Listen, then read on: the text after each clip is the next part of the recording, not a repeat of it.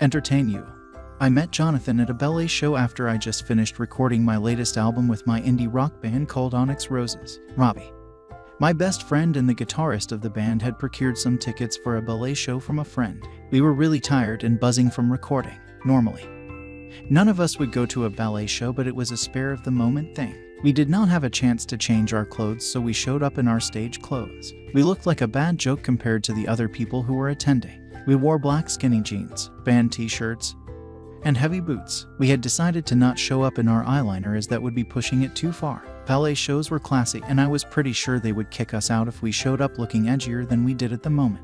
We sat down in one of the middle rows. We got a few stares, but everyone soon turned their attention to the stage. A piano started playing the opening notes of Beethoven's symphony, and the curtain parted to reveal a dark-haired woman who was wearing a white dress. She gazed at the audience as if she were in a dream, and she started dancing. She was perfect in her heart. She wielded our attention with every flick of the wrist and pirouette. Soon, she was joined by other ballerinas who were just as skilled. They danced their sad dance in perfect harmony. Suddenly, a violin joined the piano. The dance picked up the pace, and the movements became even more frantic. They soon parted to reveal a guy who had his head bowed. He suddenly looked up at the audience and gave a sly smile. He cut through the other ballerinas without skipping a beat. He twirled and twirled around and around, and soon he was just a blur. I had no idea how he did not topple over, but he was still standing after that. He danced from one end of the stage to the other, leaving a trail of magic behind him. He had beautiful obsidian hair that shone under the stage lights, and from what I could see, he was Asian with dark almond-shaped eyes. He was simply ethereal. One thing about me was that I loved anything shiny and beautiful. He was just up my alley. He finished off his dance and the curtains closed. The rest of the night was filled with other groups performing, but I could not forget the Avenging Angel. Okay, I did not want to freak you out, but Francois Black is here. Robbie said. What? Oh my word. Why did you let us come here dressed like this? Toki screeched, patting his wild blonde hair down. Chill. We need to stand out and show him that we did not come here to seek him out, even though we did. Robbie winked. Mr. Black was very big in the music business. He ran one of the greatest record labels of all time. His artists brought in multiple awards and hit songs yearly. Being signed to him was one of my biggest dreams since I began singing and playing musical instruments. The concert was now over and everyone had moved to the hall where the after party was. Everyone milled around drinking champagne while having what seemed to be sophisticated conversations. I spotted Mr. Black in the middle of the room, so Robbie and I went over to have a chat with him. The lady he was speaking with hugged him, then moved on to another conversation. We took that opportunity to go and talk to him. Good evening, Mr. Black. It is nice to meet you. I am Harry and this is Robbie. We are very big fans of yours, I said. We shook hands and he smiled politely at us. It is nice to meet you, Harry and Robbie. I can't help but notice your accent. Are you both from the UK? He asked. Just Harry, sir. I am from here, Robbie answered. It is nice to meet you both. I like meeting my fans. I can't help but notice your clothes. Very different. He raised an eyebrow. We both laughed. I was so glad that we stood out. Our plan was working. We just came from the studio. We were just recording our second album. We decided to head over here to celebrate.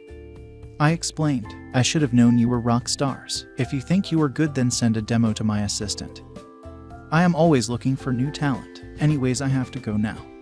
Have a good night. He bowed his head slightly and left. We turned to look at each other, mirroring each other's shocked looks. After we got over the shock, we fist bumped each other. Oh my word. The others will have a brain aneurysm when they hear what just happened, Robbie said. We walked back to the others with smug looks upon both our faces. Guess what? I smirked. He asked why the hell two weird-looking kids were pestering him. Jean joked. Of course not, you little rascal. He wants a demo from us. If it is good enough, then he will sign us. What? A collective gasp came from Jean and Toki. Yes, you heard right. Robbie smirked. We decided to hang around for a while before going home. I felt like a smoke, so I went outside. The air was fresh and the night was calm.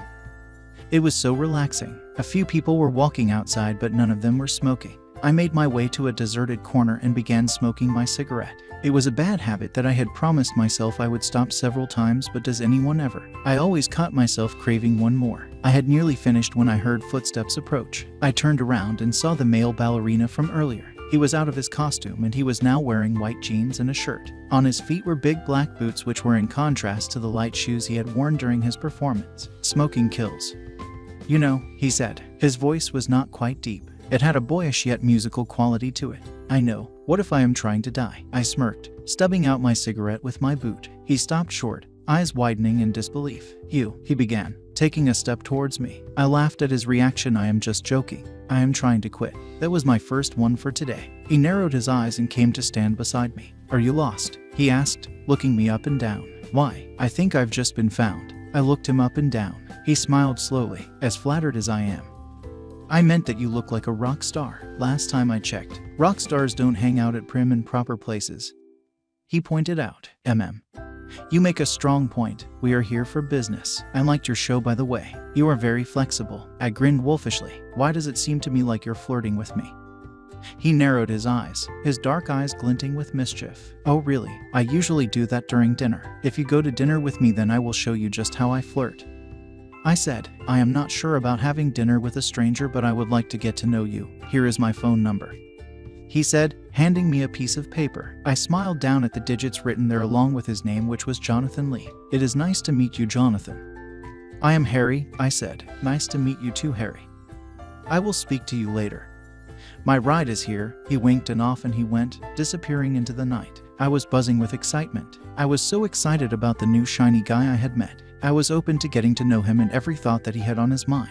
We were total opposites. He was day and I was night. He was a bird and I was the hunter. I wanted him all to myself. He and I started texting and calling whenever we could. I was constantly busy with band rehearsals and work while he also had rehearsals along with class to get to.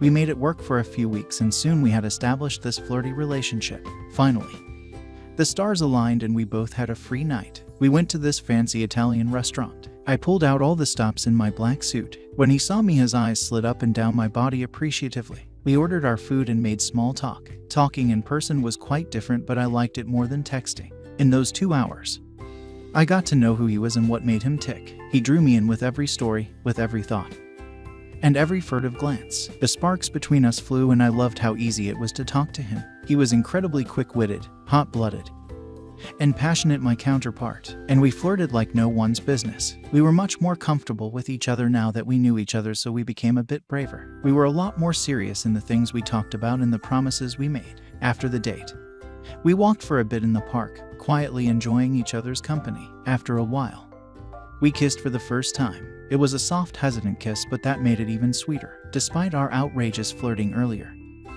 we were both nervous. Soon the nervousness faded and we were much more comfortable in our kissing. He and I went out a bit more over the next couple of weeks. He came to my band practices and concerts while I became a regular at ballets. We took things slow, not making promises we could not keep. He treated me with kindness and respect and I did the same for him. We were inseparable. Eventually, we made it official and began dating. It was amazing during the honeymoon phase. It felt nice to have someone to call your love. It felt nice to have a warm body to cuddle in winter. Waking up next to him after our first time being intimate was one of the best things ever. He looked so cute and innocent lying there, dreaming of who knows what. He opened one eye and caught me staring at him. "Are you staring at me?" he said in a groggy voice. "Maybe," I said in a sing-song voice. He rolled his eyes and sat up. "If you are gonna watch me sleep, then you had better make it up to me then." He pouted. "Oh really? How so?" I asked innocently as my gaze landed on his lips. "You know how," he said, bending down to kiss my lips softly. I pulled him down harder and kissed him passionately. We then proceeded to lose track of time while we were making love. It was only when I rolled over that I noticed the time on the clock. "Oh my goodness.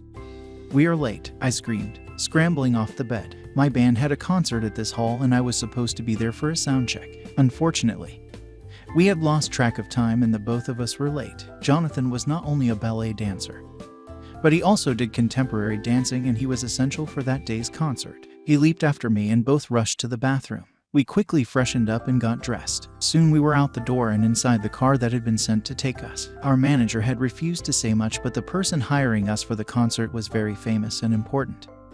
It would be one of the most important concerts of our lives. We arrived at the venue soon and we got separated. He went with his crew while I went to my band to do a sound check. Luckily for me, my bandmates were bad at timekeeping, so I was the second one to arrive and Toki was the first. Soon, they scrambled from wherever they came and got started on our rehearsals. They went without a hitch as we had been practicing for a bit. We finished the sound check much earlier than we had thought we would. "Hey, do you guys think we could play the new song tonight?" Robbie asked. "But we have not practiced it yet," Jean protested. Both of them made strong points. While the new song was probably the best song we had ever made, it was still new and we had not practiced performing. "I don't know. We still have an hour till showtime. Maybe we should practice the song, Toki suggested. Everyone agreed to rehearse the song and we did just that. A while later, the concert started. A lot of people had shown up. A lot more than we had expected. I figured that made sense as this was a concert for fighting cancer and young people. We began with a crowd favorite called Shooting Star. The crowd went nuts over our playing and Jonathan's crew's dancing. He shone brighter than everyone else on that stage. He danced as if no one was watching, and that was very beautiful. We played a few more songs and the crowd loved it. It felt so wonderful to perform on the stage with my brothers and my love, which was simply something that did not happen too often. The concert was also streamed live, and from what I heard later, it was one of the most streamed events on that day. I started singing the song that we had just rehearsed. Thank you everyone for joining us. This last song is called Perfect and Shiny. We wrote it for the people who light up the room in our lives. You crashed into my life like a meteor, and all the things I knew disappeared. You healed all the wounds I fought to keep concealed. It was a short song, a definite tear-jerker. Everyone in the audience was dancing to the slow, beautiful song. I made my way across the stage when the guitar solo came on and I took Jonathan's hand and danced. I danced because I was happy and in love. It felt so unbelievable to be in his arms that night. I went back to my mic and sang the rest of the song without skipping a beat. The audience broke into a round of applause. It felt good to come down from the stage and hear people cheering for us. We had played a few shows, but we had never experienced something like this. The only word to describe how we felt was euphoria. Our manager Bruce was waiting for us as we came down the stage. "There is someone who wants to meet you," he smiled. "Who?" we all shouted. "Be patient," he chuckled. So we followed him to the back of the hall and up a couple of stairs. He knocked at a wooden door and we were let in. The person I saw there was the person I least expected to see. "Hey guys, nice to see you again." Mr. Black gleamed. We all stood there, staring at him in confusion for a few seconds. He was the person who had hired us for the gig. "Mr. Black, it is so nice to see you. We did not hear back from you when we sent our demo, so we thought you did not like our band," Robbie said. We all hugged Mr. Black as a way of greeting him. "Nonsense. I love it. I currently do not have space on my roster to sign you guys, but I do want to sign you in 3 months." He smiled kindly. All of us jumped up and down in excitement. I could not believe that we were going to be signed to the biggest record label on the continent. "Thank you so much for giving us a chance, sir," I said. We soon said our goodbyes, then returned to the party. The first person I wanted to tell the news was my boyfriend, so I went to find him. He was laughing with a couple of his friends. "Hey, can we talk?" I whispered in his ear. He left him and followed me. "So, I wanted you to be the first person I told about this. We have just been signed to Mr. Black's record label. Can you believe it?" I jumped up and down with excitement. "Oh my word, I am so happy for you, my love," he said as he hugged me. That night was the beginning of good things. Our band became successful and so did Jonathan. After a couple of years together, we got engaged. We got married soon after and adopted our baby boy, who we named Cleo. I always tell Jonathan that he is my lucky charm every chance I get. The end. Thanks for watching. Consider subscribing to become a part of our Rainbow Force and stay wholesome.